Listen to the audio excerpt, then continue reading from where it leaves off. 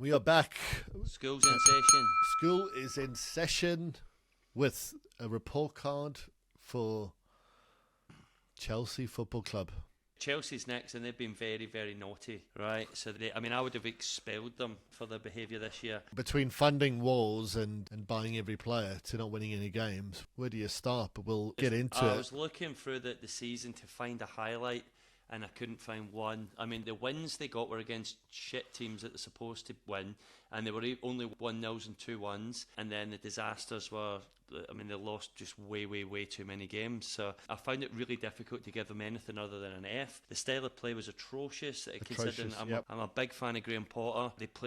He didn't know his strongest team. He had too many players to keep happy. Whose fault is that? It's Todd Boehly's fault for buying all those players and then sacking the manager and then bringing in Graham Potter. The German boy should have been given a lot more time. He won them the Champions League, right? And he's got them through one owner to another, right? He spent 260 million. You get rid of him a few weeks later. It was just atrocious from the top. Graham Potter takes on what he thinks is a golden opportunity. It was probably too big a role. I think for him, you know the risk around it. But I mean, they compounded that risk by buying every player under the sun.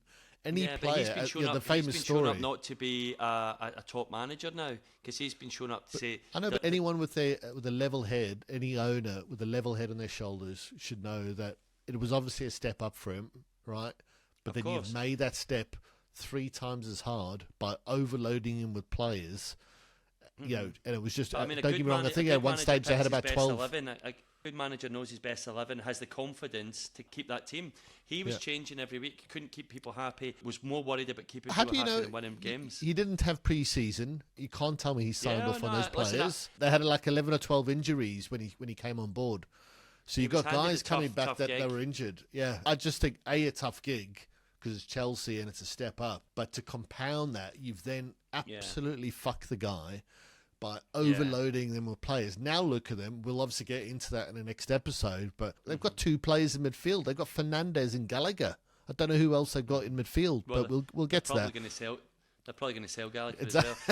So Enzo's going to have to earn his stripes for this 100 million because he's going to have to play 3 positions. He's going to have to play a 6, an 8 and a 10. They're a total basket case. They're no other rating than an F unless you can go below an F. But 0 highlights, literally 0 highlights. I'm not giving them any. Disaster, 4-1 to Brighton. The reason I picked that as the disaster is because that was the Graham Potter going to his old club and just getting shown that, what have I done? I should have stayed at Brighton.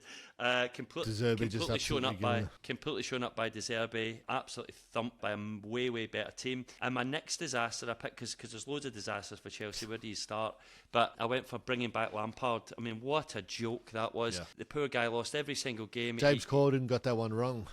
Apparently, he'll probably the newspapers. They reckon James Corden. Well, they said that he spoke to Todd Boehly and told him to get Lampard back. But I mean, Lampard's going to get down history as Chelsea's greatest ever player, right? He's the record goal scorer, all that stuff, and he's now had 2 absolute failed attempts at managing them, and that last one in particular. He should have never got the first gig anyway. So. He shouldn't have got the first gig, but he certainly shouldn't have got the second gig. There was absolutely no winning. I mean, did he really think he was going to win them the Champions League and keep the job?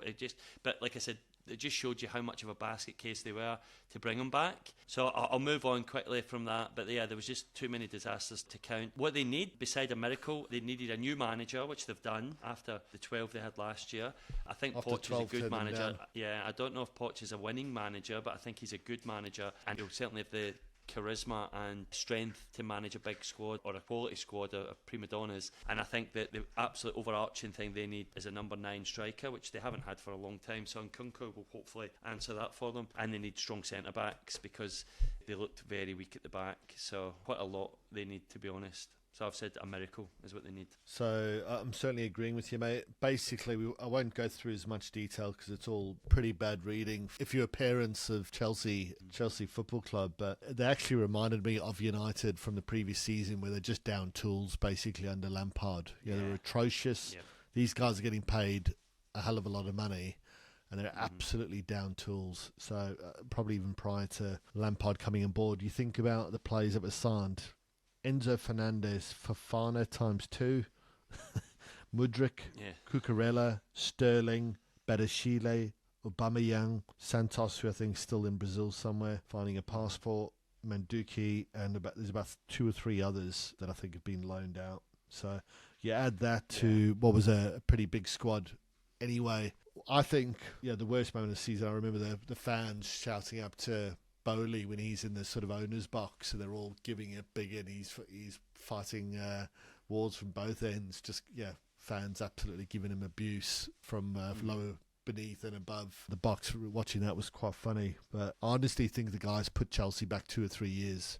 It'll take 2 or 3 years to cure this. If you think Poch is going to win anything with his team, I don't think... The only thing I would say about Chelsea Pep would struggle to get top 4 with his team. And the only thing, of all the teams in the Prem, Chelsea have done it before. Like with Mourinho, I think they were sitting 11th, they got sacked, and then the next year they won it with Conte. Of all but the teams, it's the players. They really seem to have they seem to have that kind of goldfish mentality. They're very to forget about the losses. Yeah. New manager, new style. If anyone could do it, I mean, even they sacked. Who did that was sack? the Abramovich era. I'm not sure if it's the same club now. I hear that it's a different club, but I mean, even Tuchel came in and won them the Champions League right away. I wouldn't be surprised if they won silverware next year or got into the top 4. I wouldn't be surprised. I wouldn't be tipping them for anything, but as I said, of all the clubs, I don't think they need travelator or some stairs. They can just go elevator straight to the top.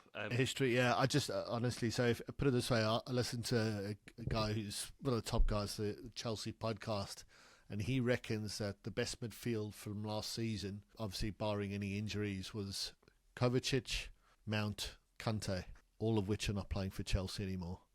So when you think about absolutely ripping a whole midfield out, like I said, Liverpool are going to sort of feel this pain, I reckon. Yeah. And having Enzo Fernandez, who looks like a good player, albeit not worth the money, but that's not his fault, finding his feet, to only have Conor Gallagher at the moment, from what I can see, barring any juniors that are coming through, to sign £600 million worth of players, flog all the players that you brought through your academies. Loftus-Cheek, who's the other lad came through the academy outside of Mount?